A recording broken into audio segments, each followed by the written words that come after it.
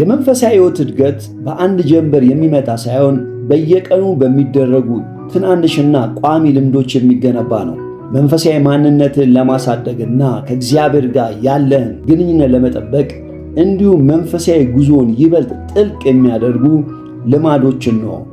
አስቀድመው ግን ቤተሰብ ካልሆኑ ሰብስክራይብ በማድረግ ቤተሰብ ይሁኑ። ሌሎቻችን ሼር፣ ላይክ ማድረጋችንን አንርሳ። አንደኛው የጸሎት ሕይወት።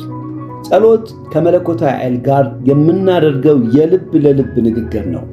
የሰው ልጅ ለመኖር አየር እንደሚያስፈልገው ሁሉ ለክርስቲያንም ጸሎት የነፍስ እስትንፋስ ነው። ጸሎት ቃላትን መደርደር ብቻ ሳይሆን የልብን ደስታ፣ ሐዘንና ስጋትን፣ ምስጋናን ለእግዚአብሔር ማፍሰስ ነው። እኛ ብቻ የምንናገርበት ሳይሆን የእግዚአብሔር ምላሽ በልባችን የምንሰባበት መድረክ ነው። በጸለይን ቁጥር ባህሪያችን እየተቀየረና ወደ መልካምነት እያደግን እንሄዳለን።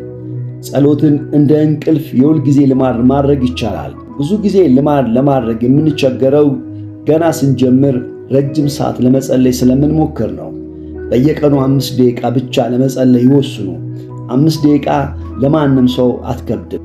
ዋናው ነገር የጸሎት ርዝመት ሳይሆን በየቀኑ ማድረጉ ነው ልማድን የሚቀርጸው። አይምሮአችን ከቦታ ጋር የመላመድ ባህሪ አለው። ስለዚህ በቤቶ ውስጥ ለጸሎት ብቻ የሚሆን ቦታ ይኑሮት። ያ ቦታ ላይ ሲሆኑ አይምሮ በቀጥታ ወደ ጸሎት እንዲገባ ይረዳዋል። ጸሎት ከመጀመሩ በፊት አንድ መዝሙር ማዳመጥ ወይም አጭር ጥቅስ ማንበብ ልቦ እንዲከፈትና ሐሳቦ እንዳይበታተን ያደርጋል። አንድ ቀን ጸሎት ቢያመልጦት ተስፋ ቆርጦ አይተውት። ሁሉንም ካልጸለይኩ አይሆንም በሚል ሕግ ራስዎን አያስጨንቁ። የናፈቀውን ልጅ እንደሚያቅፍ አባት እግዚአብሔር በማንኛውም ሰዓት ሊያገኙት ዝግጁ መሆኑን ያስቡ። ጸሎት የግድ ረጅም ሰዓት ተንበርክኮ የሚደረግ ብቻ አይደለም።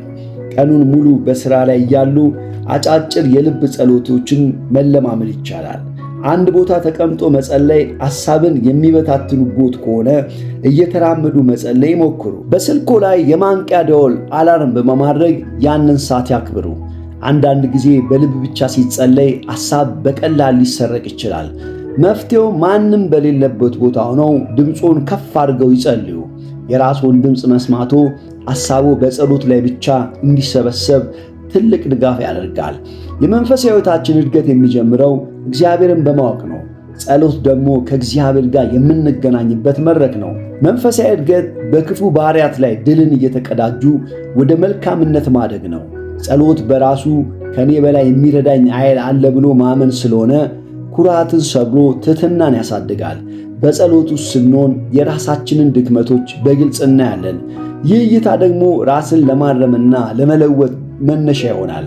ሰውነታችን ለጊዜያዊና ለሥጋዊ ደስታ ያደላል። ጸሎት ግን ትኩረታችንን ከምድራዊ ነገር ወደ ሰማያዊና ዘላለማዊ እሴቶች ከፍ ያደርገዋል። ጸሎት ጥረት ሲሆን መንፈሳዊ እድገት ደግሞ ውጤቱ ነው። ጸሎት የነፍስ ምግብ ነው። ነፍስ ካልተመገበች ደግሞ አታድግም። ሁለተኛው በጉባኤ መገኘትና ኅብረት ማድረግ። ብቻ መጓዝ አድካሚ ነው። ተመሳሳይ ዓላማ ካላቸው ሰዎች ጋር መሆን ጥንካሬን ይሰጣል። አንድ የሚነድ እንጨት ከእሳት ውስጥ ወጥቶ ተለይቶ ብቻውን ቢቀመጥ ቶሎ የመጥፋት ዕድሉ ሰፊ ነው። እንጨቶች በአንድ ላይ ሲሆኑ ግን አንዱ ሌላውን እያቀጣጠለ እሳቱ ይበረታል። በጉባኤ መገኘትም መንፈሳዊ እሳት እንዳይጠፋና ዘወትር እንዲቆይ ያደርገዋል። ኅብረት ማድረግ የሌሎችን መንፈሳዊ ብስለት በማየት ከሕይወታቸው ጥበብን መቅሰም ነው። ኅብረት ውስጥ ስንሆን የተከፋውን ለማጽናናት፣ የታመመውን ለመጠየቅ፣ በደስታ አብሮ ለመደሰት ዕድል እናገኛለን። መንፈሳዊ ጉዞ ውጣ ውረድ የበዛበት ነው። አንዳንድ ጊዜ ደግሞ ድካም ወይም የተስፋ መቁረጥ ስሜት ሊሰማን ይችላል። በኅብረት ውስጥ ስንሆን የሌሎችን ጽናትና እምነት ስናይ ደግሞ እንበረታለን። አንዱ ሲዝል ሌላው በምክርና በጸሎት ያነሰዋል። ይህ ብረት ብረትን ይስለዋል የሚባለው መርህ በኅብረት ውስጥ በተግባር ይገለጣል። መንፈሳዊ እድገት የሚለካው ከሰዎች ጋር ባለን ግንኙነት ነው። ብቻችንን በሆንን ጊዜ ፍጹም እንደሆነ ሊሰማን ይችላል። በኅብረት ውስጥ ስንሆን ግን የተለያየ ባህሪ ካላቸው ሰዎች ጋር እንገናኛለን። ይህም ትዕግስትን፣ ይቅርታን፣ ዝቅ ብሎ ማገልገልና ፍቅርን በተግባር እንድንለማመድ ያደርገናል። እውነተኛ መንፈሳዊ እድገት የሚፈተነውና የሚጸናው በሰዎች መካከል ነው። ብቻን መጓዝ ለግል ስህተትና ለትዕቢት ያጋልጣል። እኔ ብቻ ነኝ ትክክል ወደሚል መንፈሳዊ ኩራት ሊመራ ይችላል። በህብረት ውስጥ ስንሆን ግን የሚመክሩን፣ የሚገስጹንና ስንሳሳት መንገድ የሚያሳዩን መንፈሳዊ ወዳጆች ይኖሩናል። ይህ ጥበቃ መንፈሳዊ ሕይወታችንን ሳይከስም ወይም መስመሩ ሳይስት እንዲያድግ ያደርገዋል። በህብረት ውስጥ የሚደረግ አምልኮ የግል መንፈሳዊ ቅዝቃዜን ሰብሮ ልብን የማንቃት አቅም አለው። የብዙዎች ልብ በአንድነት ወደ እግዚአብሔር ሲመራ ግለሰቡን በዚያ የጸጋ ማዕበል ውስጥ ታሳቢ ሆኖ ወደ ላይ ይወጣል። ሦስተኛው አእምሮ መመርመር። በቀን ውስጥ የምናስባቸው ሐሳቦችና የምንናገራቸውን ቃላት ቆም ብሎ መታዘብ መንፈሳዊ ንቃተ ሕሊናን ያሳድጋል።